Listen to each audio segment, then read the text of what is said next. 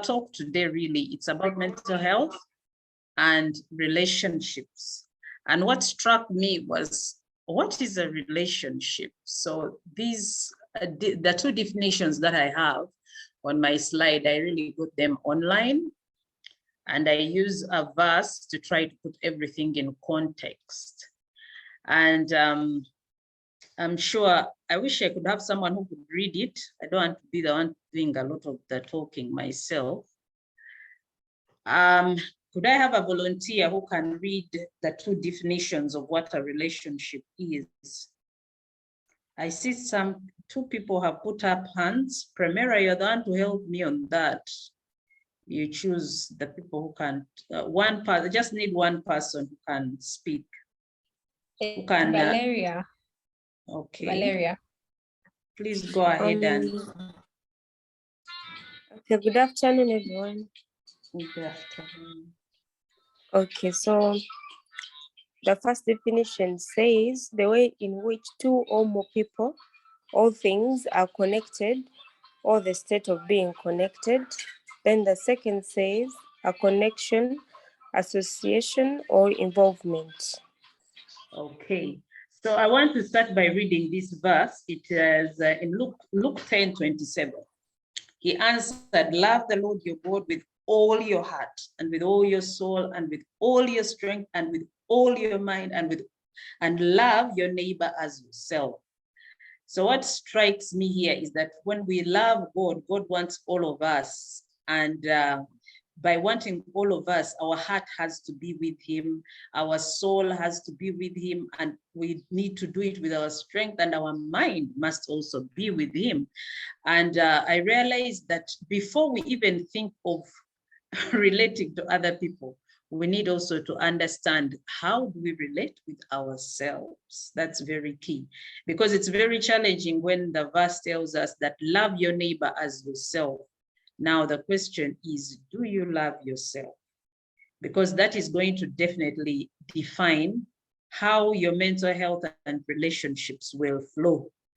So when I go to the next slide, there's that part which explains what mental health is. I want to keep it basic so that when I explain these two things, we shall be able to understand how these two work. And for me, I'll also, of course, blend it with my own experience so that it's easier for people to understand.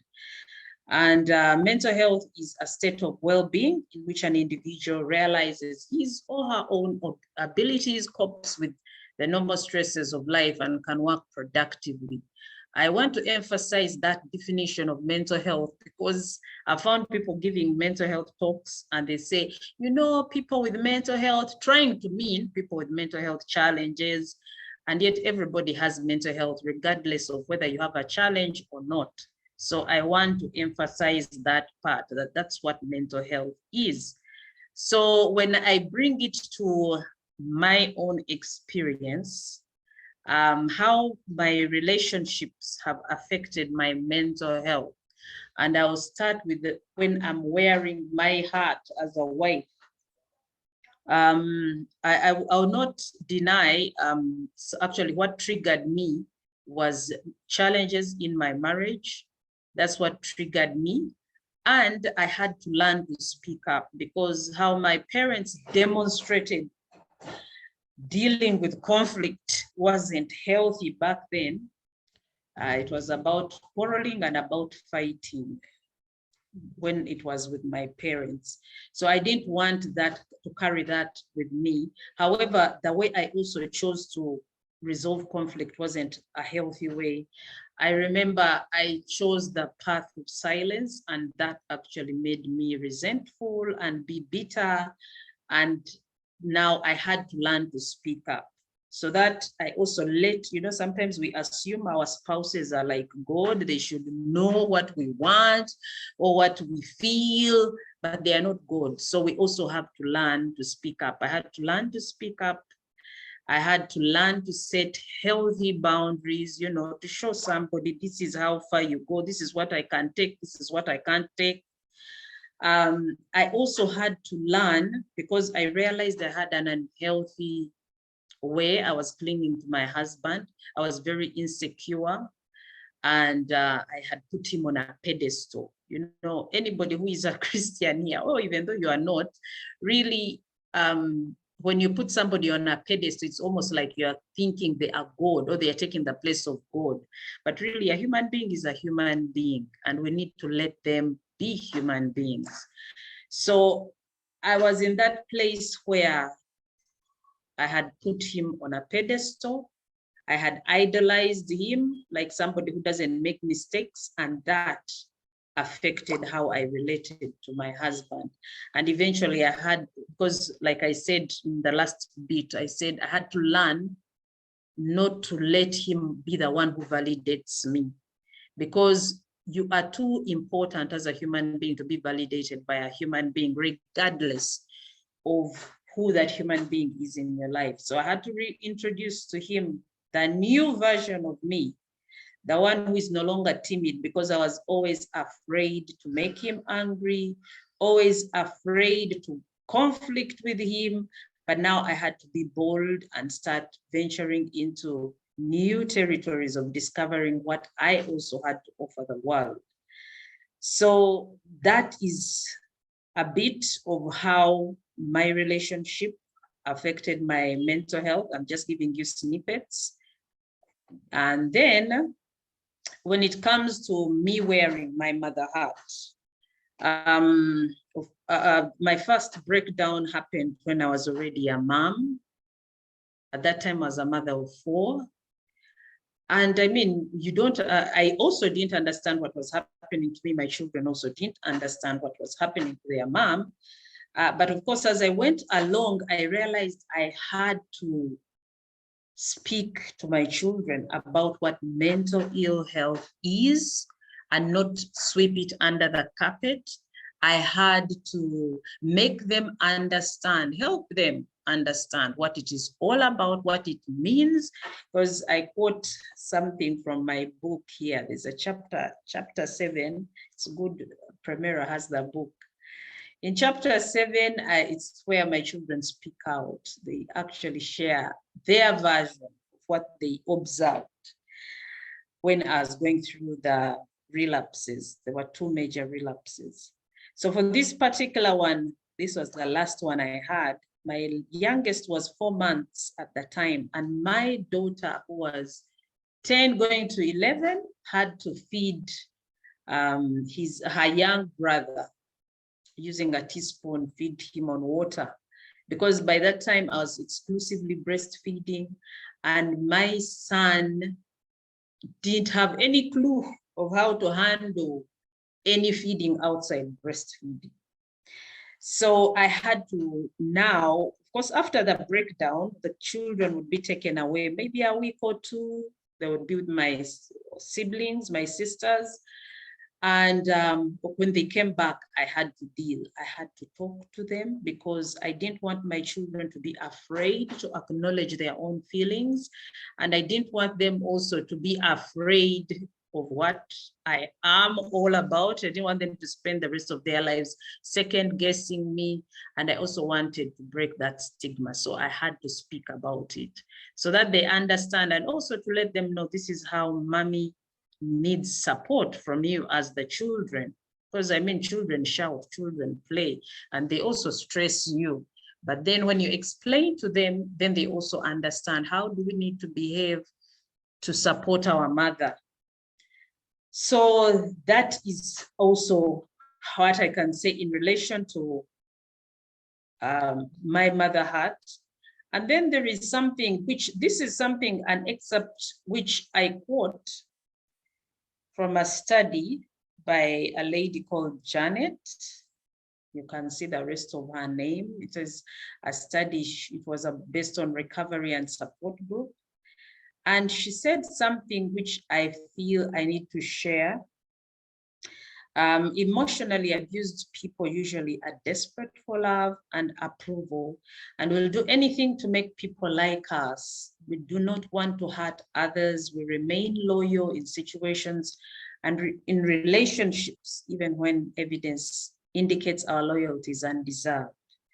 And so there's a part where I quote myself, our relationship experiences may affect our mental health negatively or positively. And I just need to emphasize certain things when I make that quote. The truth is, I went through abuse, and even when I was growing up as a child, I experienced abuse, and I struggled a lot with being a people pleaser. So during that struggle of trying to be a people pleaser, I always put my feelings on hold, my needs on hold. And of course, that creates resentment as you go along. And that means you live a life where you're neglected and abandoned, because it's like you're always in control. You're always the one who gives. So I have had to learn to also set boundaries, regardless, whether it's in my marriage, whether it's even with friends, because I've noticed you can even have girlfriends who are abusive. Those who, whenever they see you, there's one particular girl, whenever she would see me, she just had every reason to say nasty things about me. And I used to call her my friend. I would visit her, go out of my way to visit her, but she never had anything good to say to me. And so one day I asked myself, do I still need her in my life? And I decided I didn't need her anymore. I stopped visiting, and that brought an end to the relationship. So we need to get to that place that even though you are in this category of people who are struggling as a people, or as people pleasers, you need to learn to take care of you so that you are able to relate healthily. Otherwise, if you don't take care of you, it will eventually affect your mental health in a negative way. And I've tried to be as brief as I can. So with the last slide, I ask, who is your Jonathan? And for me, my Jonathan is somebody who once was here. She already went home to be with the Lord. That's my big sister. She passed away 2017. I'm yet to get another Jonathan. But well, when I ask who is your Jonathan, we all need that Jonathan in our lives. That person who is your sounding board, that person who you are able to be with and be you without masks. Because many times when we are relating to people, of course, most of us will wear masks. You have to put your best foot forward. That person who will read you like a book, that's the Jonathan I'm talking about. Someone who will look beyond your smile. They see the struggle beyond your smile. Anyone who has interacted with me, they will know me and remember me for my smile. But when I'm struggling, it takes somebody who is my Jonathan to know that Angela is struggling. So we all need that person in our lives. And then we also need that Jonathan is somebody who believes in us. And we can also start by being somebody else's Jonathan as well. Somebody who believes in our gifts, in our talents. That person who sees the king in you, the queen in you. Because Jonathan in the Bible saw the king in David. And that Jonathan in your life is not threatened by the greatness inside of you. So, like, to kind of summarize my journey, that's what it has been like, my mental health and my relationships. I have now learned to take my power back. When I don't feel comfortable about something, I have learned to speak up. When I'm also humble now enough to say sorry when I have made a mistake, because we also need to do that. And also I have learned not to engage if I know it will compromise my mental health. Yeah, so there you go. I want to stop right here, and over to you, Primera. Thank you so much, Angela. We're going to still have some more conversations with you regarding some other topics around it. I've listened to you speak before. I have listened to the children speak before. So I know that you've written the book from a point of knowledge. Now I want to go over to Margaret. Margaret is a clinical psychologist, and I've also had conversations with her. She speaks a lot to parents she speaks a lot to parents who have and their children, especially who are going through a difficult time. Difficult time from the point of maybe parents are separated, the children have gone through trauma when they're younger. I want you to speak into what does that mean for a child going through trauma, whether it's from a family point, someone has done something wrong to them as they grow up, all that trauma they go through when they're younger. How does it translate into a mental health issue as they grow up?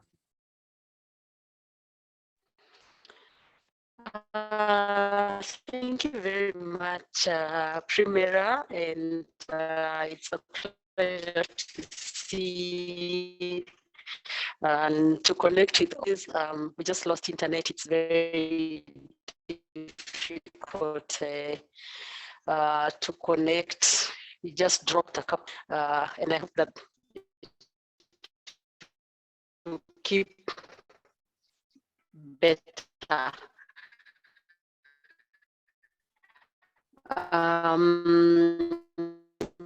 So like I was introduced, my name is Margaret Njihia. I'm a clinical, yeah, there we go. My internet is showing. Can I turn off my video? Can anyone hear me? We can hear you better now. Okay. Oh, okay, so sorry, I just have this with my video off, but I'll turn it on during the Q&A. So I'm a clinical psychologist, I'm a child therapist, and I work a lot with children, and specifically with children with trauma experiences. I'm based in Nairobi.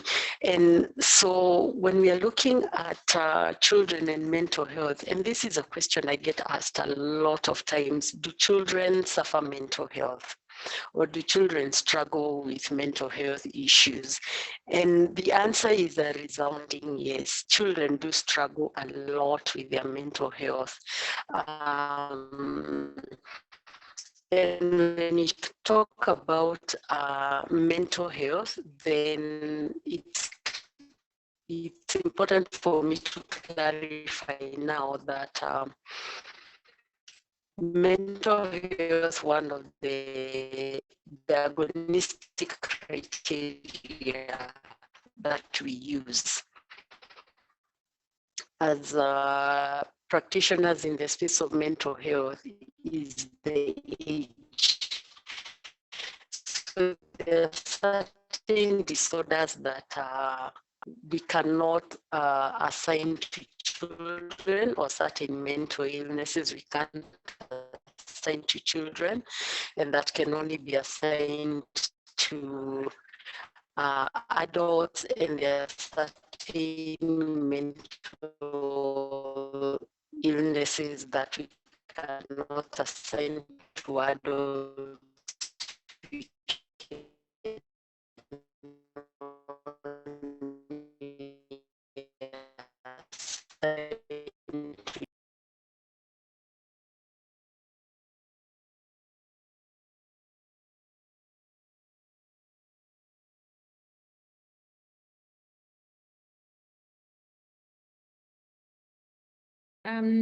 Okay, as she tries to sign back in, I'd like to ask Angela a question around the children part. And it's really about how have you managed to be able to keep them to understand the area of mental health? I'm struggling. I don't know how to explain it to a child to be able to understand mental health, to be able to. So it's usually a long story. Are you well? Are you fine? Are you happy?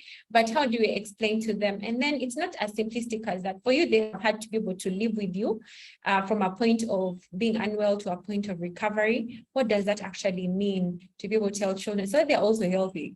Because you, like you said, you didn't want to repeat the same way you were raised and raise them the same way. Okay, I hope I've understood your question. Okay, how I would tell them, because really, like the first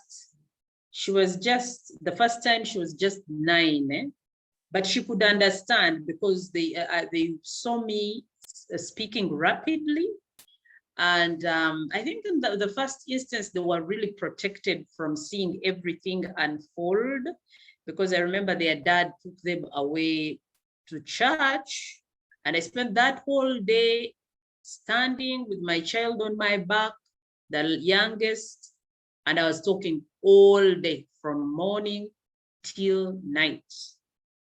So they didn't get to see that part. You know, there are some parts, the truth is, you know, when you go through that stuff, man, it's painful and it's tough. So they didn't get to see that part, but they obviously knew that our mom isn't well. So I remember just talking to them, and I told them, you know, I need rest. I don't want you to make noise for me. And they noticed mommy I would be on medication, I would sleep. And so I was not as active as before. What was helping at the time, they were also studying. So I would stay, the first time I would be with the last two, the youngest at the time, and the first two would be going to school. So when they would come in the evening, actually when they would come, one of them would be brought back lunchtime. I would have made lunch by that time. And I would tell them, play, don't disturb me, because the truth is the medication would knock me out. So I would sleep with my baby. So practically that was our kind of life for the start. As they grew a little older, and I was also getting into that place where I'm not in denial, I'm dealing with the challenge and actually beginning to share my story, and also beginning to reach out to other people, birthing them, the support group, the heart-to-heart support group. I would involve them. I would involve them to make snacks for these meetings. And they would also meet other people. And then I remember there's a time I went to one of the first organization that actually brought peers together. I went there with my daughter, my big daughter. And the truth is, seeing people, some people are drinking at 1 a.m., people are on substance abuse, different stuff. And of course, it disturbed her. Some people, the truth is, were not all there, and it would show. But they were not aggressive, they were not violent. So my daughter, I remember she sat close to me observing all these people, and when we walked out, she just told me, "Mommy, never bring me back here." And I told her, "Why?" She told me, "Mommy, those friends of yours, no, Mommy, don't bring me back." I said, "No problem, I won't bring you back. But also I have told them that you should not turn your back on people. Learn to listen to people, and also learn to listen to yourselves." I'm actually I start with them, and I tell them, you know, sometimes they like bashing. There's one of my daughters who is a perfectionist. They like bashing her so much. I tell them, let her be.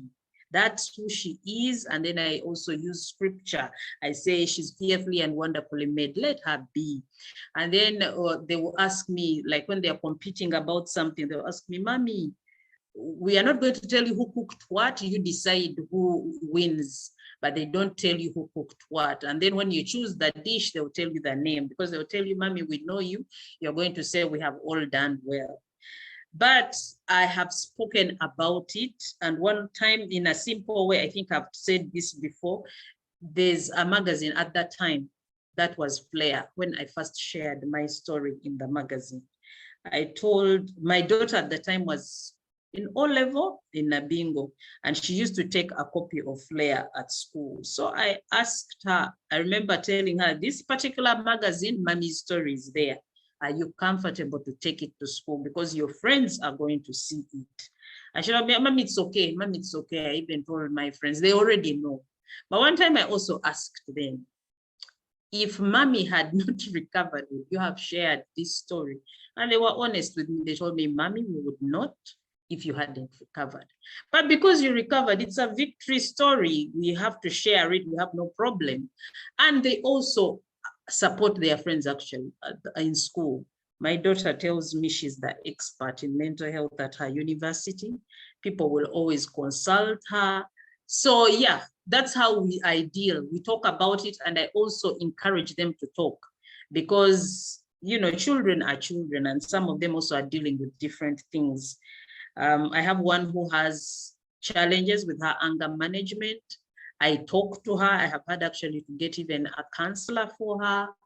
And then her sister say, hey, she has gone to see her therapist, you know, those things. So I encourage them that it is okay to talk about what you need to talk about and to deal with your emotions. In a nutshell, that's how I do it practically.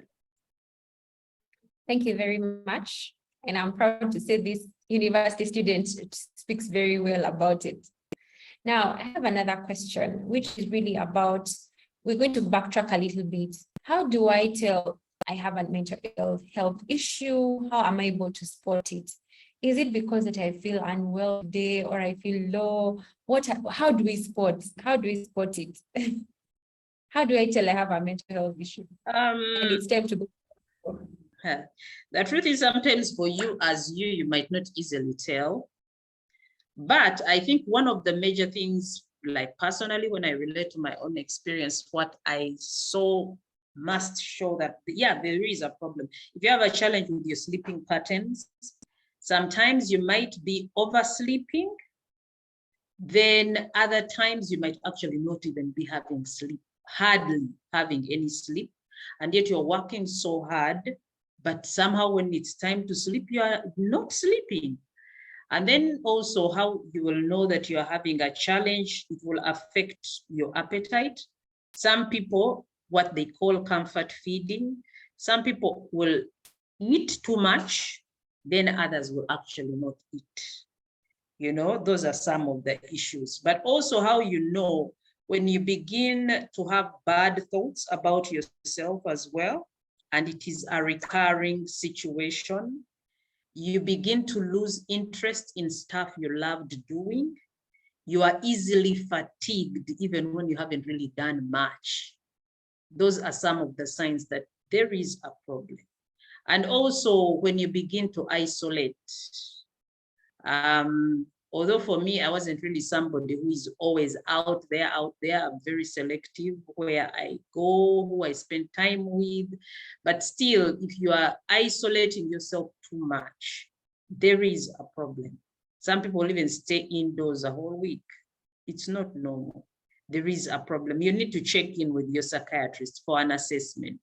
Because, and then also anger management. If you're having challenges with how you manage your anger, how you process your communication issues, and you're extreme, because some people, when they are angry, they are fighting. If they are angry, you know, it's a real rage, it's rage. You know, there is a problem. Bitterness, which is deep rooted, it will eventually make you sick. Those are some of the few things I can say. When you are depressed for way too long, 2 weeks, 3 weeks, you're still in a depression. Hey, that is a problem. You just know, I need to to pay attention. All right. Then there's a question for you about yourself and your story. The question is about what caused the relapses. Do you have an idea what caused them, or were the doctors, you and the doctors, were you able to find that? What I can say, what caused the relapses, how can I put it? I was in a place of also discovering myself. I was in a place where I had to deal with the challenges within my own marriage. And I was in a place where I had to learn, you know, where you're dealing with the root issues of why you are the way you are in that point in time.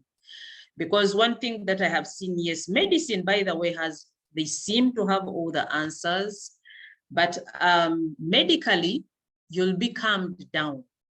And after they have calmed you down, you still have to deal with the root pain within yourself. And so for me, I had to learn some of those things that would cause my relapses. I would be anxious. And I would wonder, is this going, for how long am I going to be like this? And I was also anxious about my relationship at the time. How am I going to cope? Am I losing my marriage? Am I, many things, stuff like that. Things, I was thinking of so many things in that line. But to be honest, when I also think of that last relapse, honestly, when I also look back, I cannot exactly point at an issue and say that this is the reason that I relapsed, because I just had my boy 4 months. But I think when I look back, maybe it would have been, I was anxious, I felt insecure, but I can't, because it was really a bad relapse, because I got a condition they call psychosis. I went into a partial kind of coma. So I really can't exactly pinpoint that last time, but definitely most times it's relationship stresses and also anxiety and also feeling inadequate. Those are some of the things I can talk about relating to me, which triggered me. Thank you so much. So there's a Q&A section underneath on the Zoom link. So please ask your questions. You can choose to ask them anonymously, and I'll be able to have them answered. Now, I have another question from an anonymous person. They're saying, I can totally relate with you, Angela. How can I change the part of me that is just a people pleaser? Okay. Every time I decide to change that part of me, I get a voice in my head that I'm going to lose the only friends that I have. And I find myself back to that. I want the part of you that has recovered, the part of you that is a mentor. Yeah. Just tell us. I struggled as well. When you are a people pleaser, the truth is you are afraid because you've experienced rejection. I'm sure that person must have experienced rejection. So you've experienced rejection, you've experienced neglect and abandonment, and you're saying, when I put my foot down, here I am, I'm going to lose another relationship. But also you need to think about your mental health, because one thing that I had to learn to do, I had to start saying no. And actually when I said no, I didn't die, and also those people didn't die. So they either chose to stay in my life or leave. And some actually have left, and I'm okay with it. Because I can give a simple example. For example, for my book launch, I invited some of my family members. And one particular one, this particular one, she was shocked when I told her she needs to pay to attend. And she even told me, I thought it is free. I said, no, it's for paying. And honestly, she could afford to pay. So when she refused to pay later on, she said, okay, I'll think about it. Then she said, you know what, Angela, I'll not come. And in my mind, I said, it is okay. I said, it's fine, don't come. And then later she's asking me for photographs. I didn't send her pictures. The Angela before would have bent over backwards, oh, please come, oh, please that, or what, because I wanted to please. But for me, there comes a time where you have to say no, because one, also you have to think of your wellness. Sometimes we sacrifice too much, put your needs on hold because you don't want to lose a friendship. And this friendship is actually draining you. You just learn to say no. It's gradual. You'll get there. Start with a relationship you don't mind losing. You said no, and then you'll see what happens. But it's a process. You will learn that art as you go along. But there comes a time where you need to put boundaries. Otherwise, you'll never be fulfilled. Because I always think of Jesus. He was perfect, but he also had enemies. He was perfect, but people still found fault with him. There were some people who still found fault. So for us who are so not perfect, think of it. Can we really please everybody? So you say no when you're not comfortable to do something, and it's okay.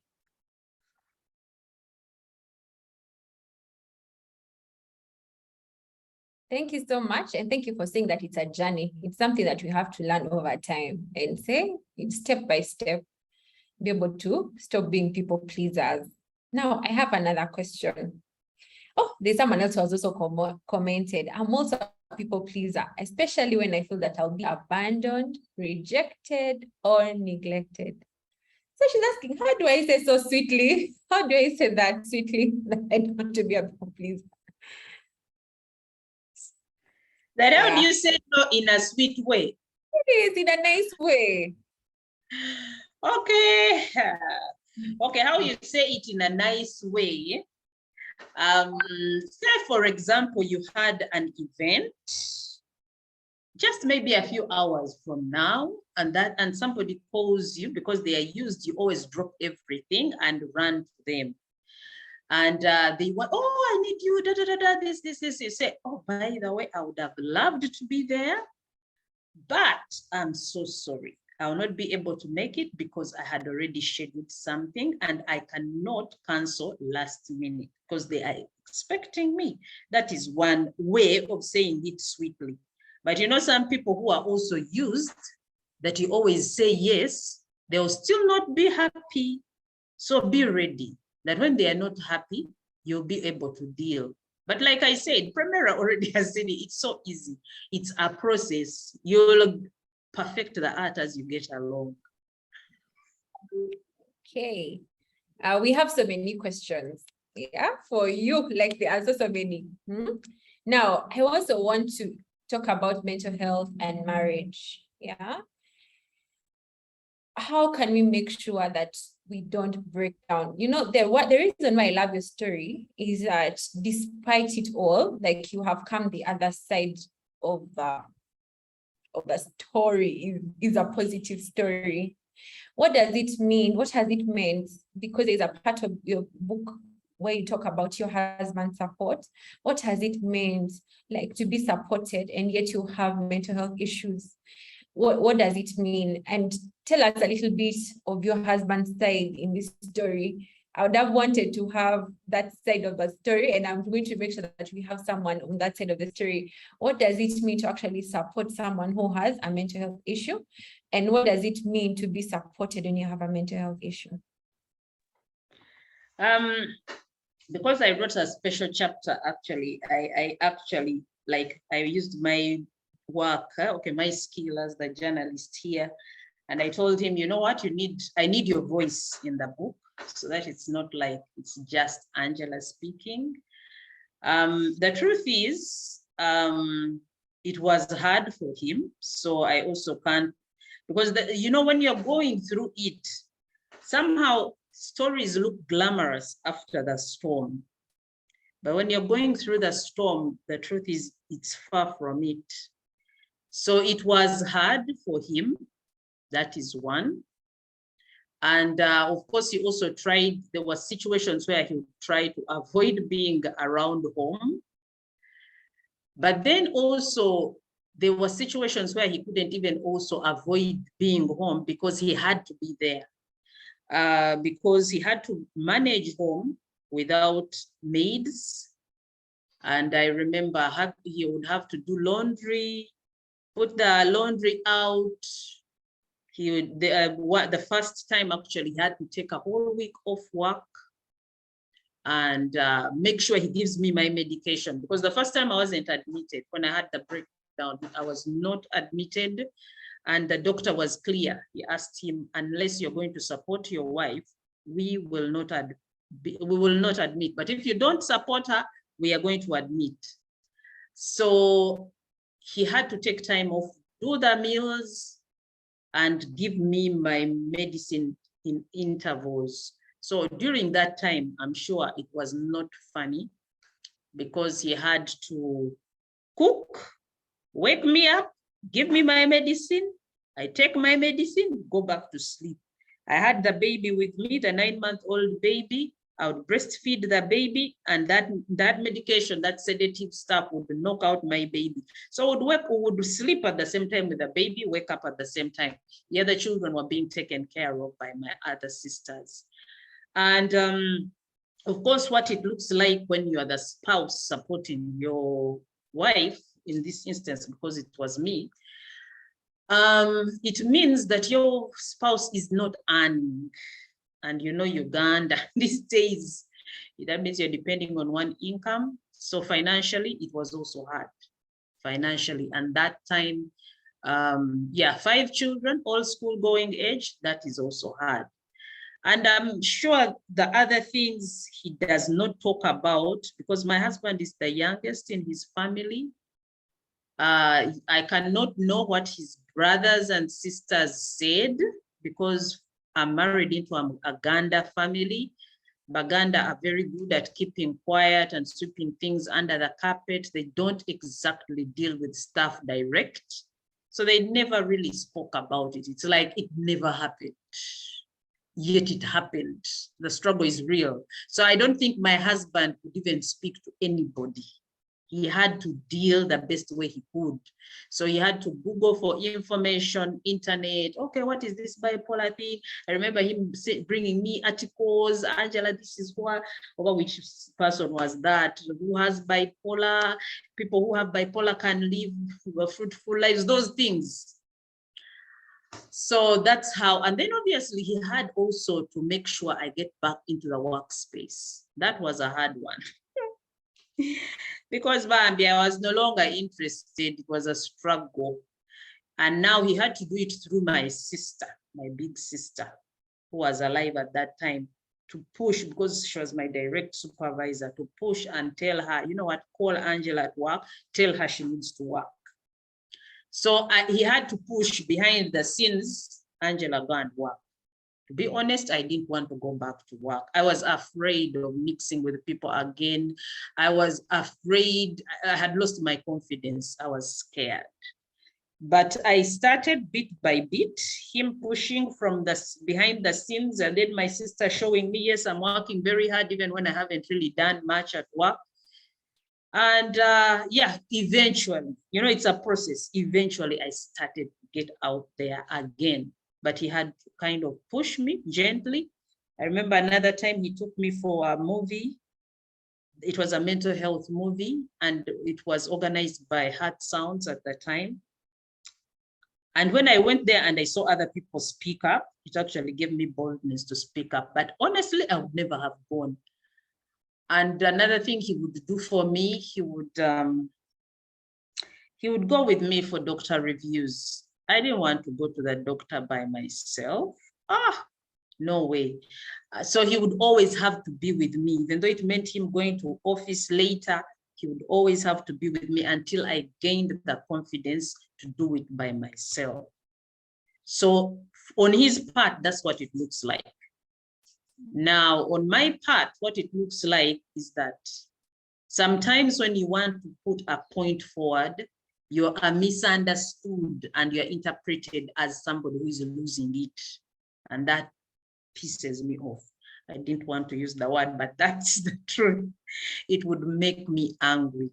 Because when I want to make a point and for you want to say I'm not well, that doesn't go down well with me. So it has obviously, it would cause a bit of friction there, I will not lie. And the truth is, a relationship never remains the same after a breakdown. All the rough edges of the relationship come out, and you have to learn to deal and heal. That is the truth. So I don't want also to sugarcoat that. I'm not one of those women who likes covering up. I did it for so many years and I got tired. So you need to heal, you need to deal, you need to heal, because it is also a lie to say you break down and things are super perfect the way they were before. You grow through it, you deal, you heal. Yeah.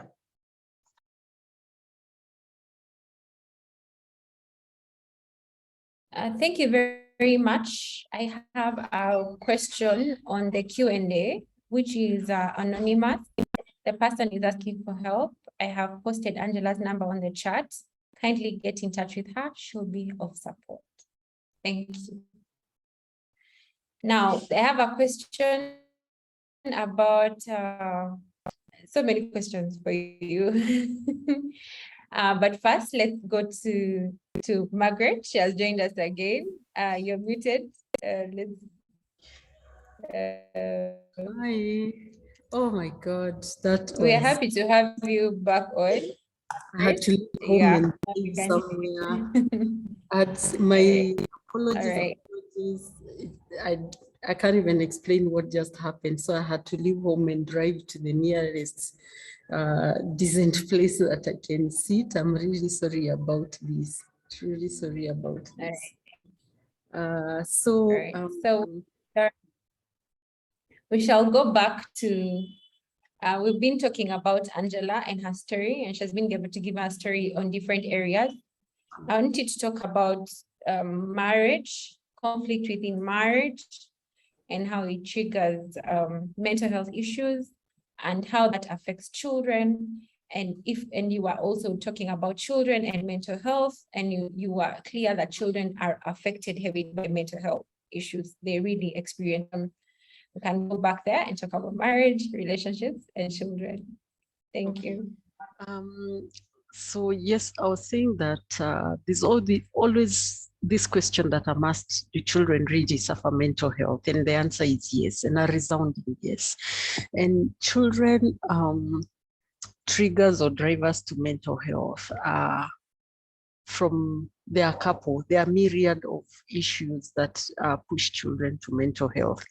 And one of the drivers to mental health is, of course, mental health is there's a genetic predisposition. So if there are certain mental illnesses in family, then those children are more at risk than any other child in terms of them developing mental illnesses, just like it is the case with diabetes, hypertension, asthma, cancer, and many other genetic predispositions. But it is not every child who is going to grow up in a family where they're genetically predisposed to is going to develop mental health, because a lot of what happens with children is about the environment.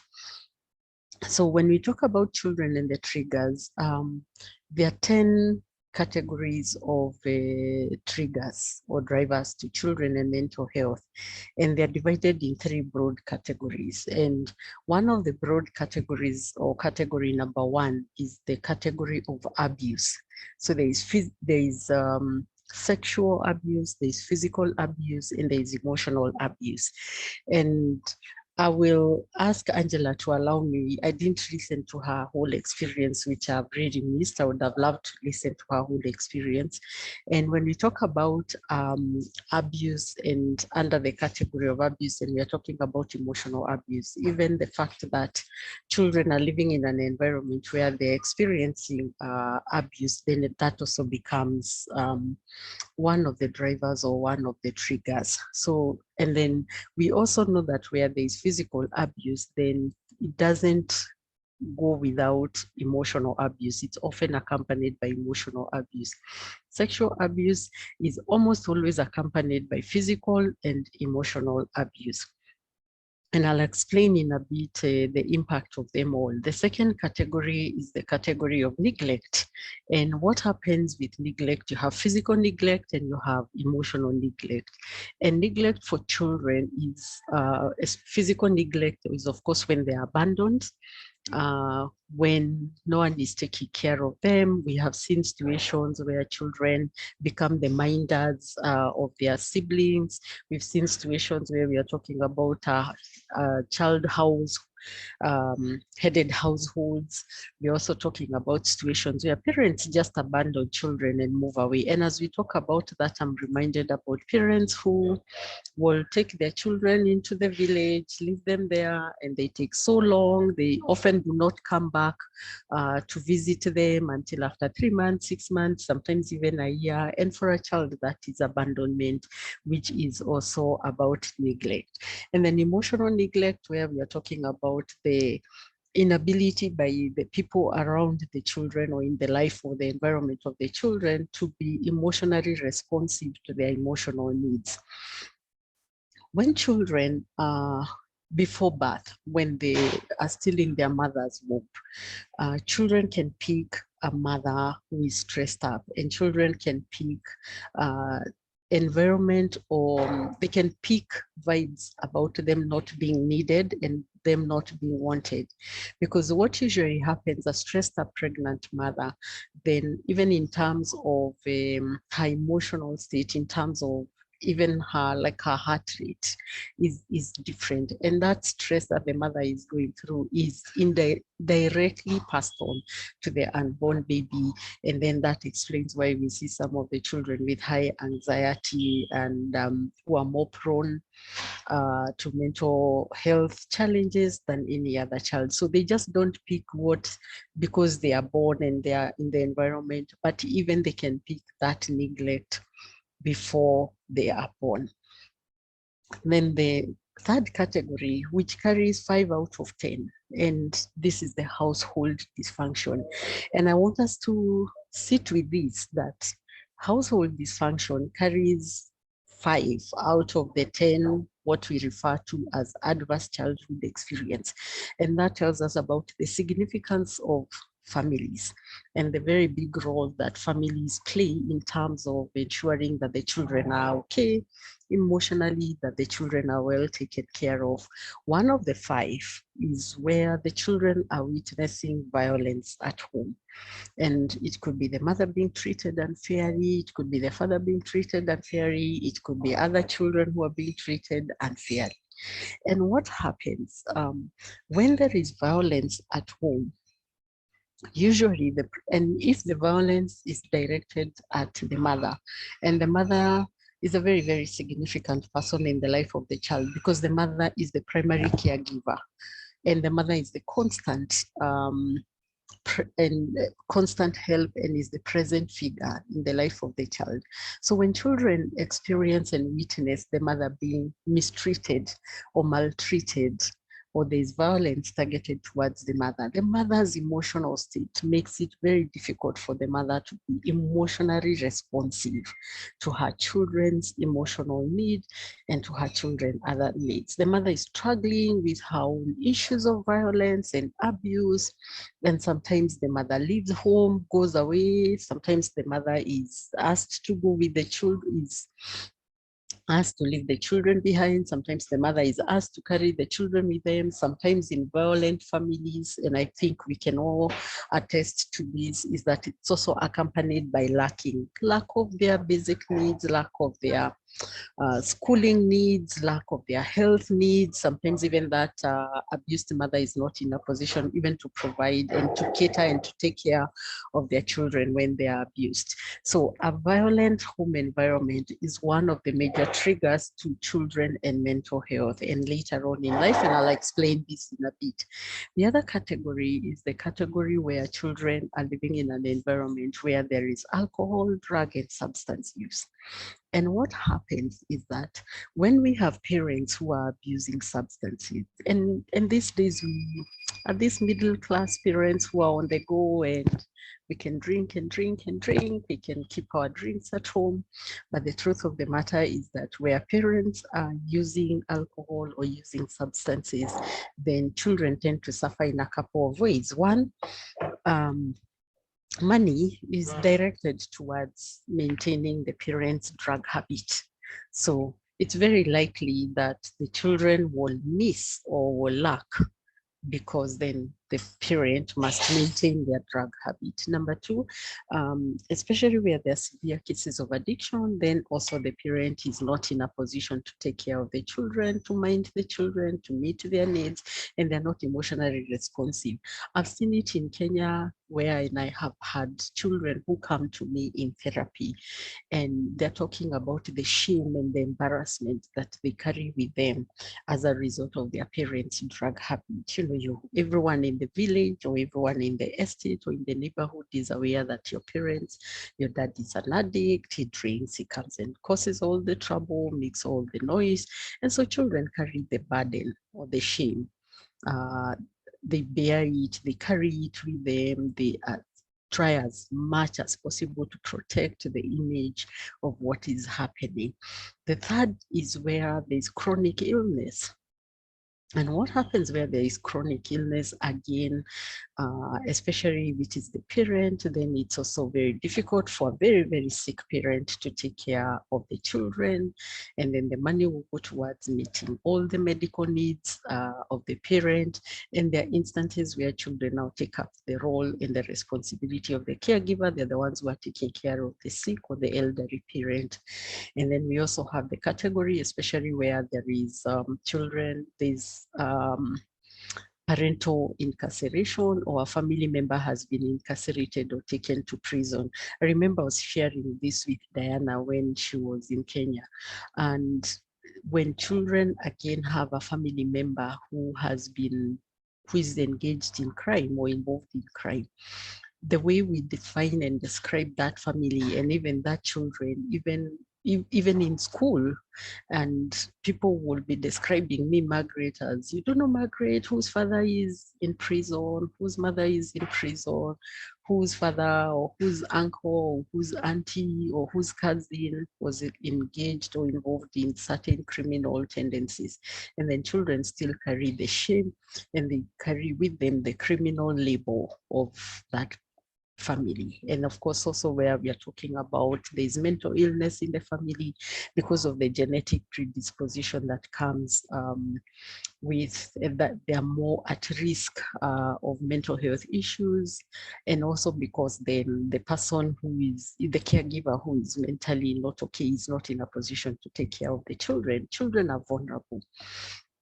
And the other category is the category which is outside the 10 that I have talked about, is the category of loss and grief. And loss and grief for children, it's not just through death. When there is parental separation, which is also a major issue when it comes to children. And this is where I think primarily we are talking about marriage and separation. Parental separation and divorce for children is a form of childhood trauma.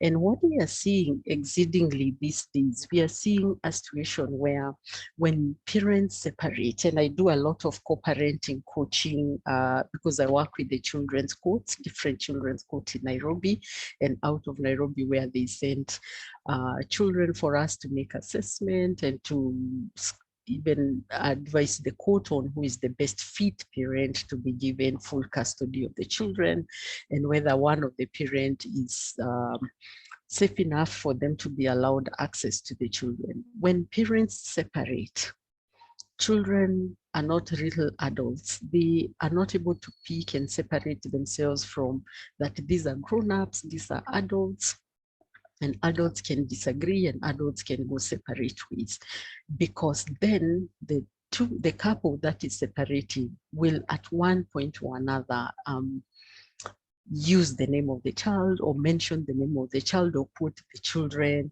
And it's very common to hear even couples who are fighting saying the only reason we are together is because we have children. Otherwise, if we didn't have children, we would not be together.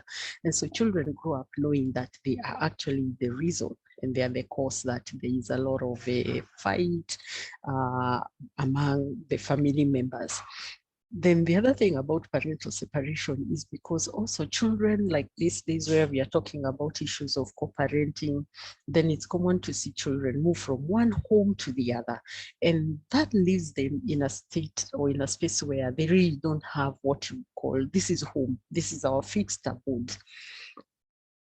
So, and then the parents continue to fight, and sometimes parents, when they are fighting, they use children as the means to hit at the other parent. So one parent will take the children, go away with them, deny the other parent access, or this other one parent is just going to use the children as a means of getting money and getting everything and hitting back at the other parent. And they sort of feel like they're being tossed from one end to the other. Sometimes children in those circumstances are made to make a choice.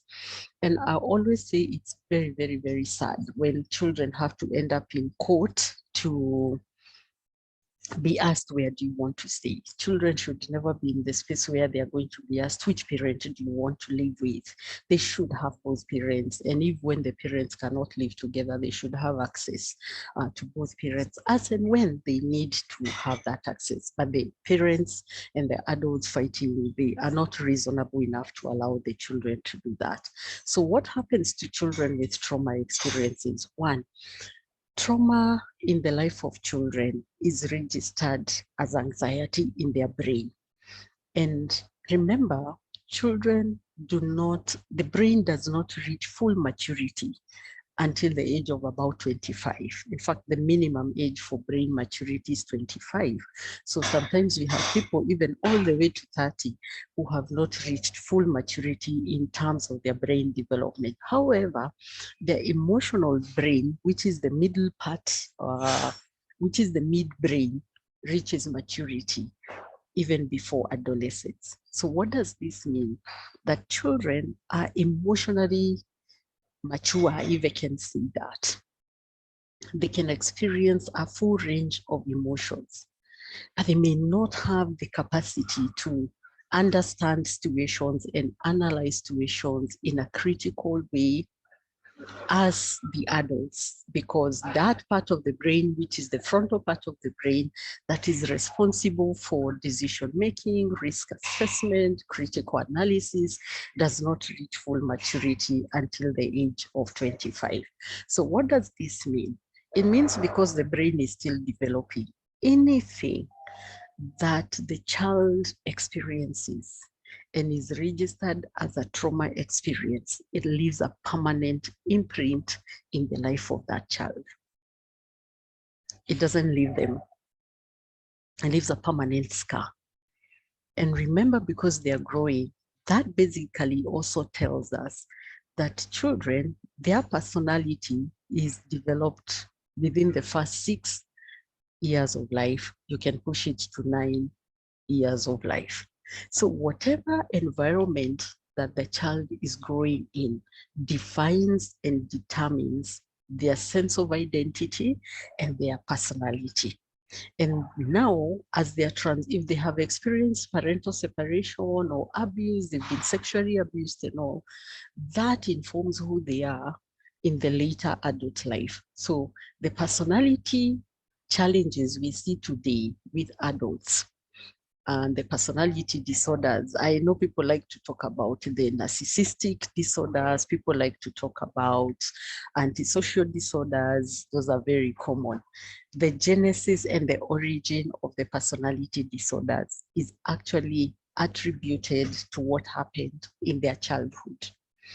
So children with trauma experiences, they are 4 times at the risk of developing mental health illnesses, the depression, the anxiety, the substance use disorders. They are 4 times at risk as opposed to a child who does not have trauma experiences.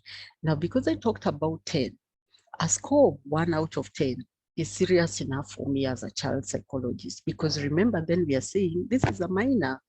You're saying this is someone who is not fully developed or fully matured. So that influences their sense of self-perception and the way that they see themselves and the way that they perceive themselves. And that also influences the way they perceive the world and the environment around them. So if today you're talking about an adult who is struggling with trust issues, who is struggling with issues of intimacy in their adult relationships, who is struggling with their sense of self-esteem and their sense of self-confidence, the first thing I'll do when they come to me in therapy is to assess and screen for any childhood trauma, because therein lies the problem of what happened to this child. And so we are talking about treating this individual, then we have to go back to the childhood, and you will find even the marriages that are characterized with a lot of violence and abuse, if you really want to understand where genesis, especially of the abuser, and what happened to them and why they result into abuse, you would need to go to their childhood. Children with a score of 5 out of 10 of the traumatic experiences, research has demonstrated beyond reasonable doubt that these children are more likely than any other child or any other peer. They'll end up in alcohol and drug use. If it is girls, they're more likely to end up in teenage pregnancy than their peers. These are the kind of children who are more likely they will not complete their secondary education, let alone their university education. And of course, these are the later guys in adult life who are more unlikely to keep a job. They can't keep a job. They keep moving from one job to another. They're struggling with issues of quality, productivity, because of the trauma and the childhood trauma. A score of 6 to 7 out of 10 goes to suggest that this child is more likely in their adulthood, teenage and young adulthood and late adulthood, mid adulthood, they're more likely to die 20 years younger than their peers. And the research has also demonstrated some of the causes of what would trigger them or would cause their early death. It could be death by suicide, it could be death as a result of substance use, and it could be death as a result of medical conditions, because a score of 4 out of 10 then also suggests that these individuals later on in their adult life, they are more likely to suffer from the chronic illnesses. So they are more likely to have diabetes, they're more likely to have hypertension, they are more at risk of cancer, they are more at risk of physical health. And the reason to that is because trauma in childhood weakens the individual's immune system. So in terms of their physical health, then they are at a higher risk of being more sickly than children or than adults later, than adults who in their childhood didn't have traumatic experience. And that goes to tell us, and the challenge to all of us is, what are we exposing our children to? What are the children going through at home, in our faith communities, in our neighborhood communities? Remember, children are like wet cement. Whatever touches them leaves a permanent imprint. Maybe Primera, I can stop there, then we can pick up. Thank you so much. And Angela talked a lot about it. She talked about her childhood growing up and experiencing some trauma. So now the question is, when we've grown up and we have mental health issues, are we going to go back? You've said, like, when I come to you as a psychologist, you'll go backwards and check about how I grew up, which is amazing. So when we're looking back and seeing that there are areas that in our lives that actually need work, where can we go for help from? For you're a child psychologist, where can we go for help from? When as an adult, I realize I have their issues, there are things I need to deal with. It's time for me to deal with these issues to become a healthy adult who can live with others in a healthy way. Thank you. I'm also a clinical psychologist and I work with adults, but I also work a lot with children. So where can you go for help? Number one, seeking help is not a show of weakness. It's a show of strength in the sense that you realize you're going through something and you actually would benefit from having someone to help you. So the starting point is getting that realization or that insight of, I'm not okay and I need help. And let me say, we just don't say it's okay not to be okay. It doesn't end there. It's okay not to be okay, but it is okay to seek help and it's the right thing. So talk to any psychologist. If you're in Kenya, I'll be happy to link you up, even if it is out of Nairobi. I have a network of my colleagues that I work with. I'll be happy to link you up. If you're around Nairobi, please just give me a call and we'll pick it up. But whatever happens, please make sure that you seek help, because the risk is, if me as Margaret, I don't get help, then that basically means I'm going to bring up dysfunctional children. And my dysfunctional children are going to get attracted to some other dysfunctional adults. And the cycle of dysfunctionality just continues because it is unconsciously transmitted from one generation to another. So when we talk about multi-generational transmission, it's multi-generational transmission of the things that we are talking about. And that's why when we are taking history, we'll ask you, was there violence in your family? Did you witness that? Is there alcohol? Is there someone in your family who was struggling with criminal or who was in conflict with the law? And you see the answer is yes. And you can see these patterns because like when we do premarital counseling at my place, we want to help you map your family tree to see what are some of these issues that, you know, multi-generational, they're being transmitted from one generation to other. And it's that awareness that helps you cut some of those things and work through them. And we can work through our childhood trauma. And the best part is, even if I don't resolve them 100%, you can resolve them to a certain extent, but the best part is you're aware about it. So that awareness keeps you in check. So help is available. Yes, and they should seek professional help. And let me say it, guys, please, please, please talk to a professional. Ask people their credentials. Do not be shy to ask who is Margaret? What's your level of qualification? What about your level of experience? Ask so that then you get the right help. Then you know the person you're dealing with is someone who is qualified. Yes. All right. So thank you, Margaret. I have another question for you. This is really about interacting with other people who have mental health and how to support them. So there are many questions today on the chat about how am I supposed to support a sibling, a husband who has mental health, or a wife who has mental health. And in addition, sometimes they don't want to get the professional help. Sometimes they are clinically diagnosed, but they don't want to take medication. How do we support them? What are some of the things we can do to be able to support them? I like the question. And let's go back and ask ourselves, why would my spouse not be willing to seek help for mental health? It's because of the stigma that is associated with mental health illness.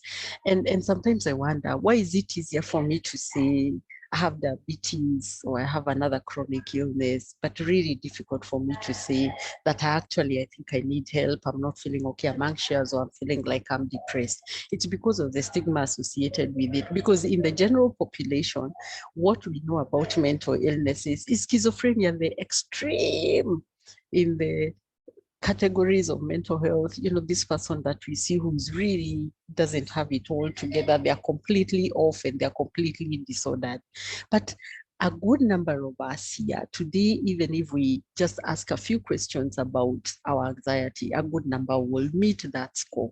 So how can you help someone? Number one, understand them and understand their struggle with why are they not willing to seek mental health. It's because they don't have the right information.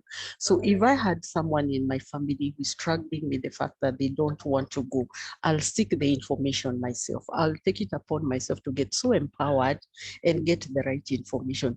I know most of us want to go and ask Dr. Google, but Dr. Google may not give you everything correct.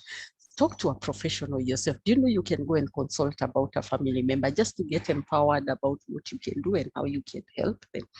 Then the other thing, once you're empowered with the information, becomes their constant support system. Keep reminding them and encouraging them. We're in this together. You know, Primera, I'm going to hold your hand. I'm going to go with you.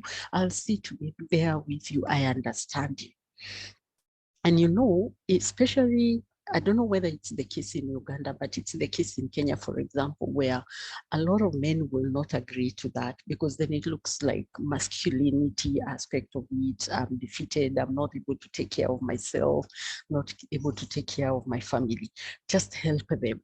Just keep encouraging them. This does not change who you are, what I think about you, the way I see you, but it is important for you to seek help so that you can be even the better person, a better version of yourself. Go with them for that therapy session. Sit there with them. You can ask them, do you want me to sit with you or do you want me to sit outside here and I'm going to wait for you?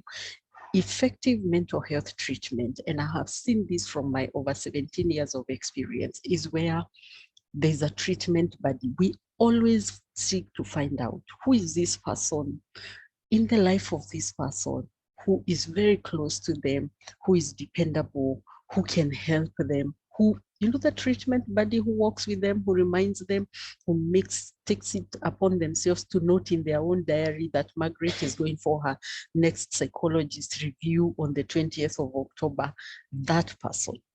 And we also need, if you start and say that you're going to be there for this person, please be there for them. Don't be there today and tomorrow you're not there. Then the other thing, be the agent of change, the one who creates information and who is managing and helping to manage stigma. Be the one who is not talking about them behind their back, but the one who actually accommodates them and appreciates them. I don't know if I have answered your question. Yes, you have. Yes, you have. Thank you. Now, there's a question about, there is an ongoing conversation on when should I tell a child this, the parents have separated, they are good at parenting, but they are not good together at all. There is too much chaos. When do we tell the children that, you know what, this is not going to work anymore?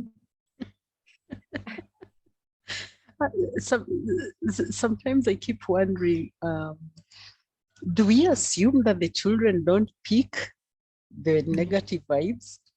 Are we assuming that they are dumb enough, they are not picking the negative vibes? They see everything, they pick it and they understand it. When is the right age? There isn't like a specific age we can say 13, 14. By the way, for me, what I say, at the earliest opportune time, using age-appropriate language. The catch is age-appropriate language. Knowing what to say to a 5-year-old and knowing what to say to a 13-year-old. And how to say it to a 13-year-old and the details that you give a 13-year-old. But let me tell you, the more we keep information away from children, and sometimes, even about who is their dad and who is their mom, that will create mistrust. Later on, they come and realize there's a lot of information that I was not told. You can be sure as a parent, that child will come and ask you, what else don't I know about myself? Then how do I believe you? You made me believe you for all this long, and you knew it was not the truth. So what else are you keeping away from me? Then how do I continue to trust you? Who are you to me? Why did you do that? So who am I to you? And this relationship we had with you was all fake, was all acting. You do not want a child to get to that point.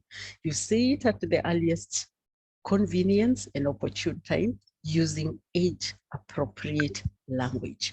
Children don't need to be told your father is a bad man, your mother is such a bad man, and everything else.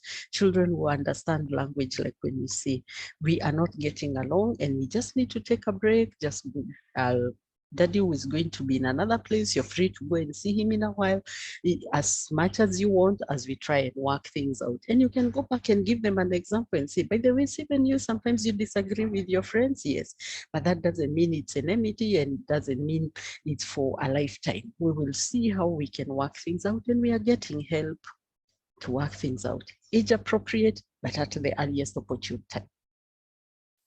All right, thank you so much for that. And I hope, Viola, you have your answer. It's age-appropriate language at whatever age. And thank you to Grace Linda for the support in terms of that conversation. Now, there is another interesting question that I have. I feel like I have mental illness and I want to talk to a doctor for the very first time. And I think one of the issues that we have is that we feel that we're not going to be understood. So she's saying, well, how do I explain to the psychiatrist, psychologist for the very first time when I go to see them? What do I say? There are two ways of going about it. And you can approach either of the professionals, the two professionals, because the two professionals in the mental health is either a psychologist or a psychiatrist. And there are two ways of going about it. If you feel like if I go directly to the psychiatrist, I'll live there with a packet of medications and that's not what I want, or I'm going to be judged, then you can go to a psychologist first, because a good psychologist, and especially if you're talking about a clinical psychologist, is in a position to even do the screening and be able to come up with the diagnosis. Now, as a psychologist, we are trained not to judge. Please have confidence in the sense that you're not going to be judged at all. And I would be very concerned if someone said I went to a psychologist and they told me I felt judged. Then I would say there's a problem right there with that psychologist and there are ethical issues with that psychologist. How do you start? You start from just explaining how you're feeling, what you're thinking about, and what are your struggles and what you're experiencing. If it was marriage, I would just start from, I think there are certain things happening in my marriage that I really don't understand, and I want to get that understanding. And you start from there and explaining that. If it is you're thinking it's about issues that would border more on depression or even suicidal, I would start from the point of, and you don't have to quote my words, please use your own words, so that because it's your own story, don't go back and say, what did Margaret say? No. I want you to give your own story using your own words, starting where you want to start. I would go and say, lately I've just been experiencing thoughts that I think are not consistent with who I am. And these are the kind of thoughts I have been experiencing, and it's in the recent past. And I want to understand what this means. From us, a point like that, but you won't be judged by the psychologist. Yes. All right. So we should feel safe to approach a psychologist, a psychiatrist. We won't feel judged at all. No. They'll just listen to us and they'll be able to support. Now, I have a question around being single and having mental health issues. So we've talked about marriage. Sometimes marriage can trigger it. Sometimes marriage can be the best place to be when you have mental health issues. We've seen Angela getting support from her husband and getting better. Now, what about when I'm single and I'm undergoing mental health issues? What are some of those things as a single person I can do to be able to make sure that I am supported all the way? I mean, living alone. I may not be having the comfort of living with my parents. What do I do? Oh my God, there's music in the background. I hope it's not too disturbing and too loud. We can't hear it. So, oh, thank God. Okay, so being single is not a direct trigger to mental health. The art of being single does not necessarily mean if I'm single equals mental health. No. Now, there are certain things about being single. And the risk is if you're single and you're socially isolated and you don't have a support system, that is when now that becomes a risk factor of being single. You're socially isolated and you don't have a good support system, because that basically means you don't have anyone to talk to, you don't have people who are with you, and you're withdrawn, you're not interacting with other people. Being single, the other thing is, of course, individuals who are single, they will be struggling with a health lifestyle in terms of diet and everything else that can predispose them, especially the ones who are more likely to be doing the takeaways and that kind of a thing. And then there's an instance where being single can actually push someone into alcohol and taking of alcohol and other substances, because then they're trying to find company. But this is more often to the people who don't have a very good social life and don't have a very good support system. So they find company in themselves and they'll be buying alcohol and their tobacco and everything else, and that becomes the risk factor. So when you're single, one of the things that we encourage is please find company that gets you out of your being alone. have people around you, find things and activities that you can do. Even if you're the introvert person, you can still be doing or engage in activities that don't take away or don't push you out of your being introvert and expect so much from you. And some of these activities that you can do, because also mental health is about your physical wellness, is find a group of people who are out doing things, hiking, doing charity work, as long as you're not by yourself all alone. And by the way, it is in those forums that you're more likely to meet other people, and relationships could just develop from there. But being single can be very hard, and especially for people with low or no support system at all. That's the risk to mental health.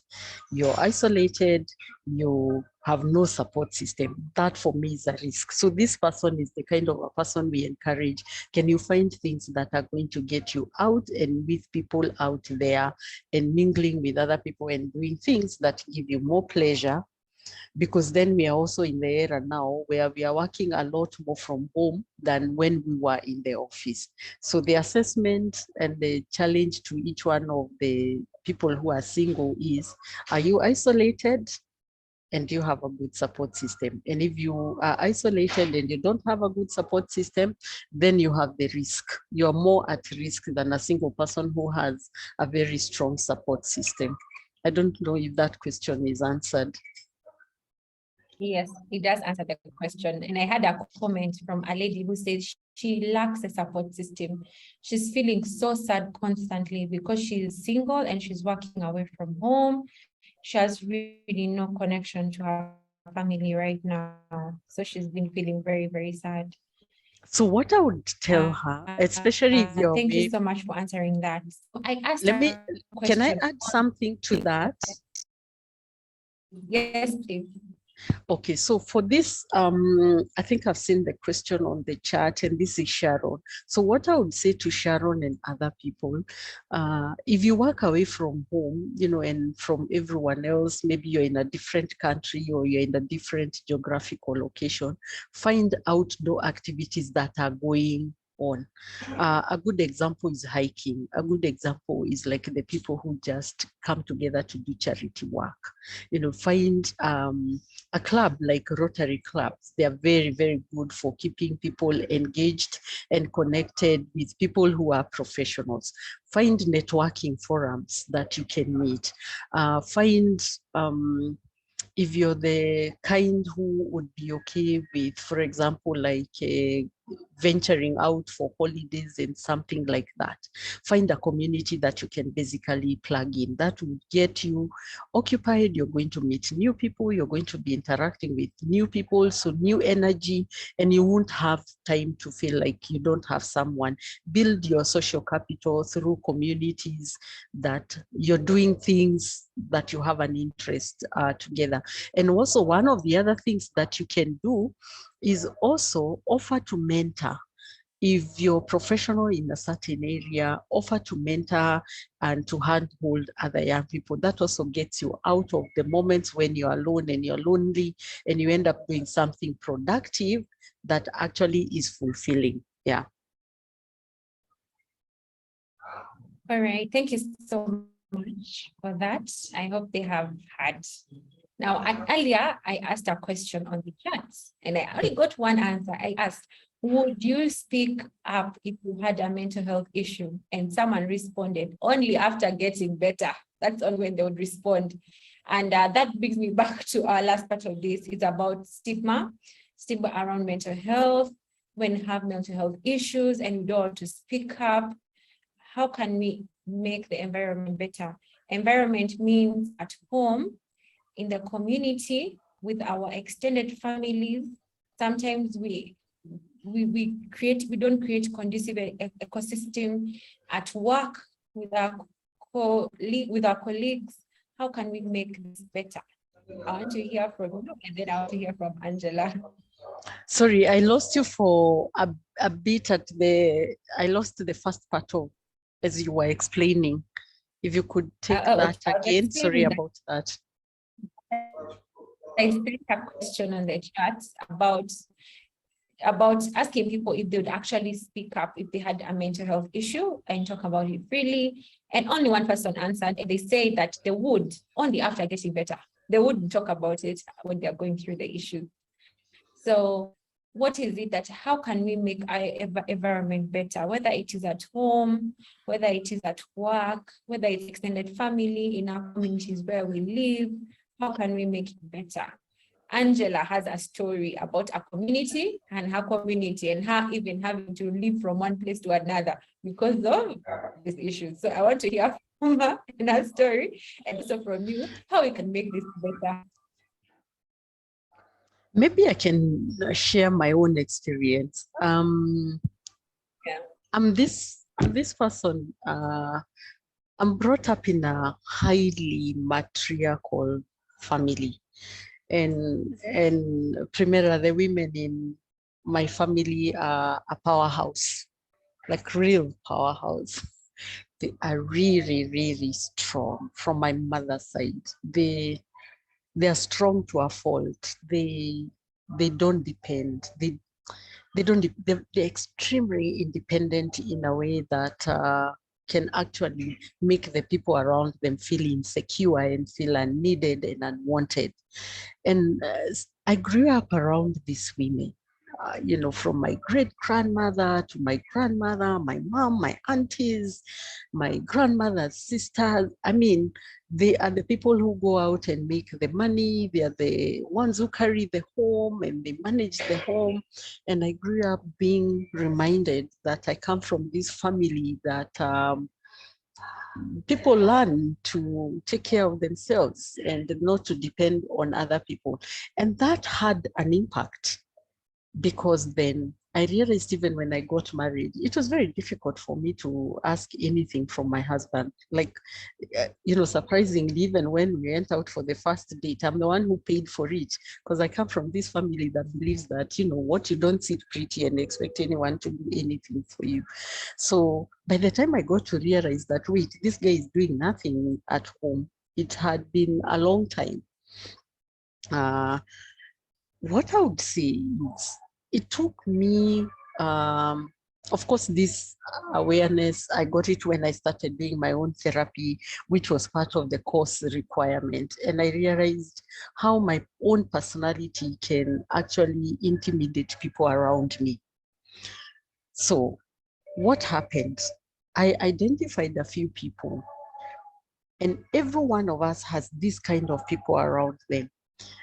You have the person who, if you want to borrow money, you can borrow from that person and not any other person.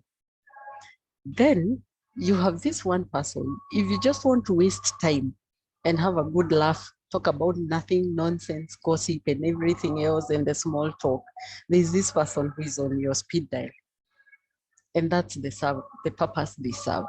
And then you have this other person, when you need someone to slap you into reality about something, this is the person that you talk to. This is the person that you go to seek their counsel. This is the person you share your ideas and your goals in life. We all need. And then the fourth person, and with all due respect, is someone who builds your faith, whatever faith you profess. This person is very well grounded in faith. And the fifth person is this person who mentors you. Is this person who opens your eyes to opportunities around you, the one who helps bring out your best and the worst in you, but in a very, very, very sensitive way.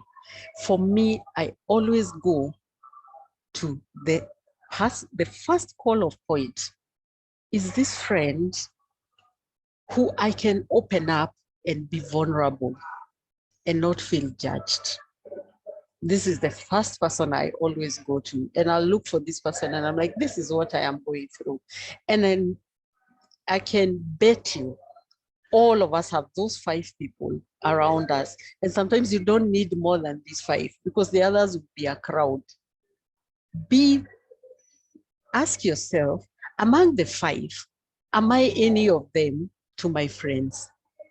Because if I'm any of them, to my friends or with my friends, chances are that my friends will find comfort in coming to talk to me. And that's how we also now try and help people know that I'm available. If I'm your friend, Primera, then, and I'm care about you, I will notice that you're going through something.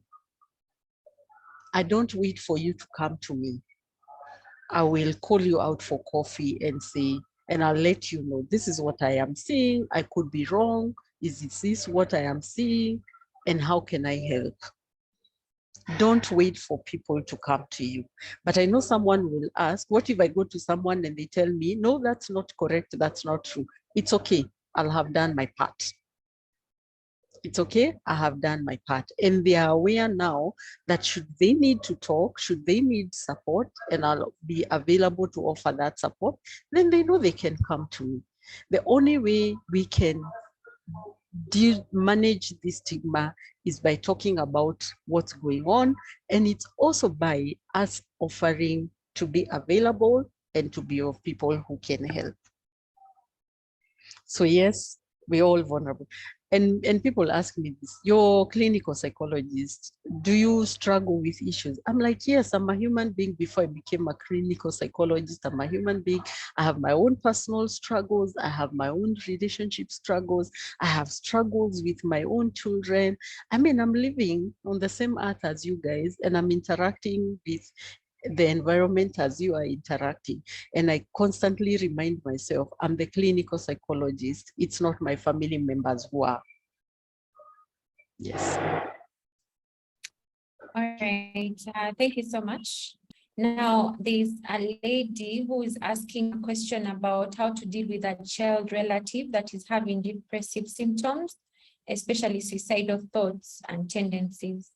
The child is staying with a guardian, not their relatives, not their parents, their parents.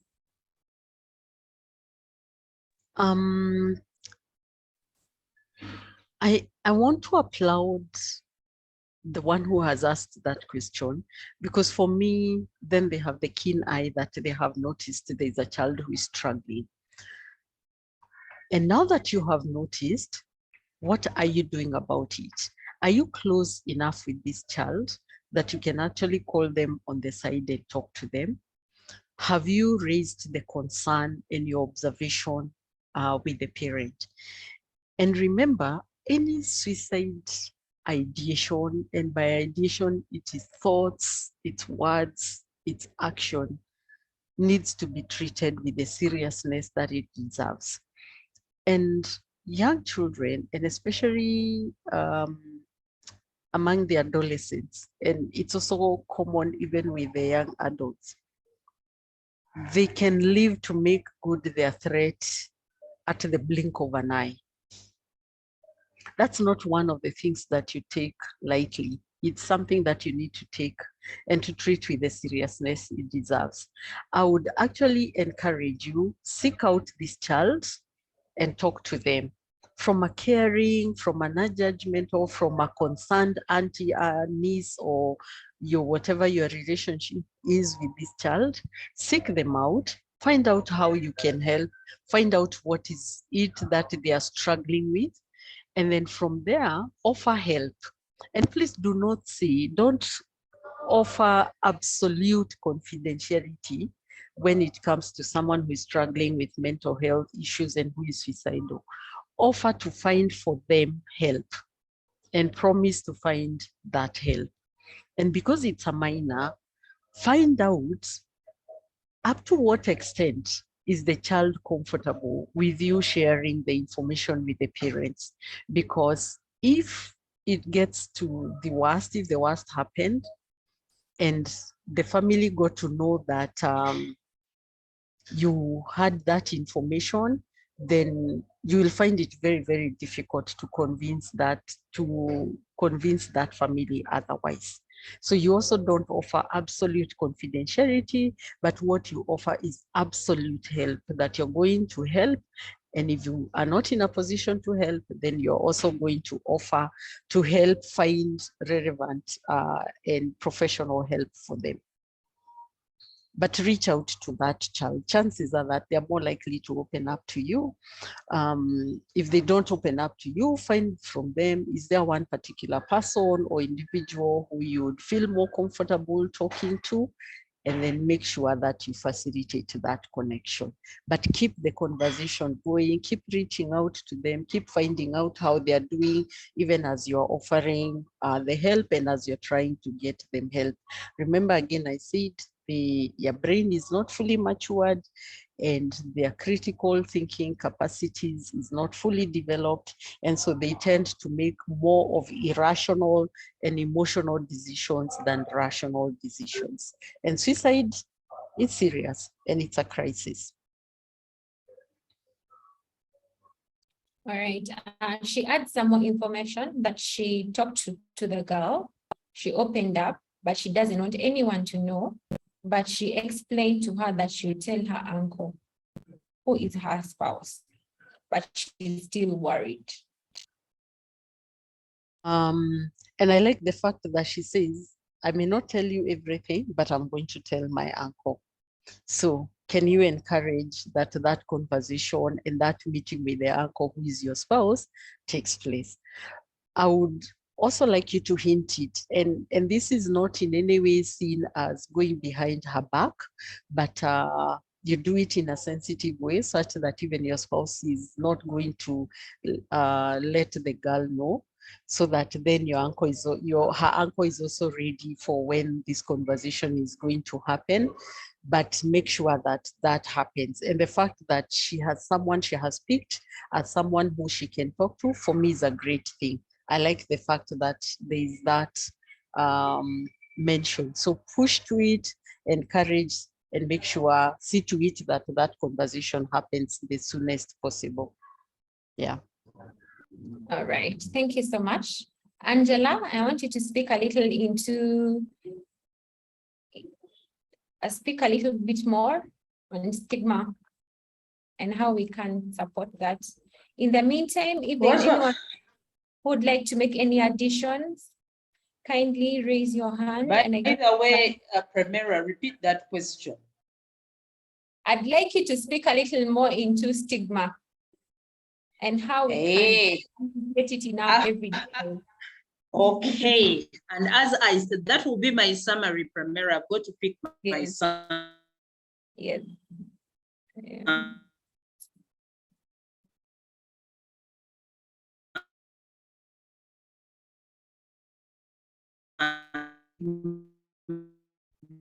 Because for me, I realized actually when I spoke up, it helped me a lot. People stopped, because I remember, let me just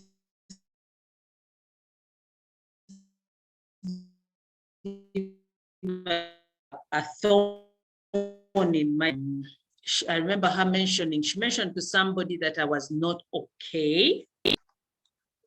And by her mentioning that, the person asked me, but Angela, I thought it should have been your other sister, because my older sister was not your younger sister. So I realized my sister wanted to use it against me. She wanted me to be shamed.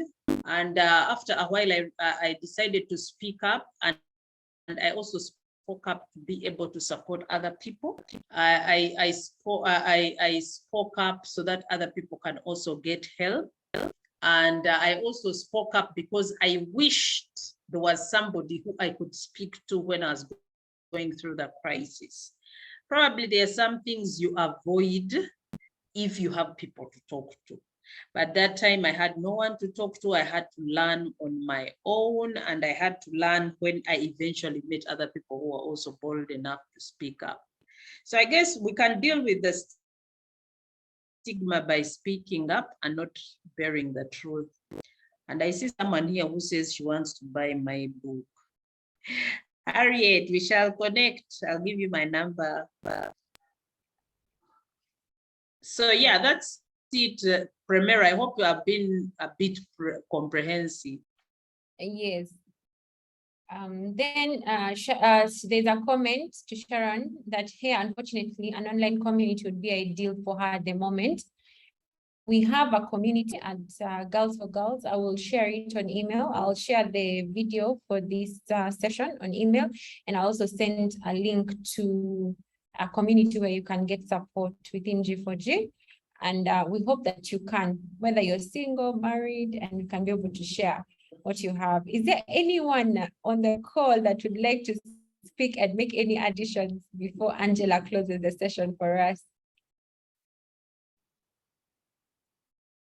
I have the book and I've enjoyed reading it. Should all get a copy. All right. Angela, Angela, it has closed.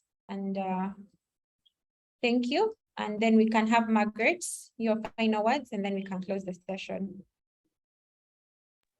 Thank you very much. And once again, apologies for all the mishap with the internet. Truly sorry about that.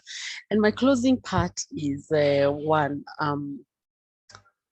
let us always remember that children are like wet cement. Whatever touches them leaves a permanent imprint. And so our interaction with our children, who we are to them, impacts who they are and who they will grow up to be later on in life. And to the adults, us, the adults in this room, what I would like to say is, let's be people who call it out. And I would say this, name it in order for you to tame it. Just name it to tame it. Whatever you're going through, name it. As long as you name it, then it's possible for you to tame it. And seeking help is a show of strength, not a show of weakness. So go out, find someone you can talk to. We all have someone we can talk to, and let's name it to tame it. Thank you. Thank you very much. I am happy to end the session. However, if you need any questions answered, we shall have Maggie and Angela stay on for a couple of more minutes. However, the session is 2 hours, so we shall end it now. Thank you.